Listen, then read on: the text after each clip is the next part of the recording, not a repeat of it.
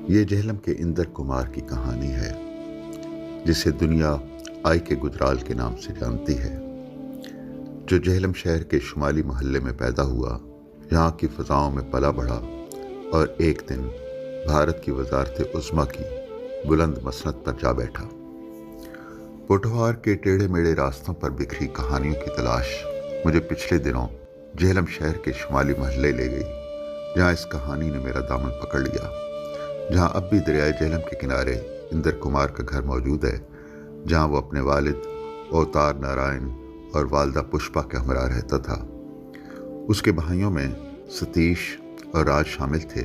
اس کی بہنیں اوما اور نیتی اس کے پیار کا مرکز تھیں۔ یہ 1919 کا سال تھا اور دسمبر کا مہینہ، جب اوتار نارائن اور پشپا کے گھر اندر کمار پیدا ہوا۔ 1919 کا سال فرنگیوں کے خلاف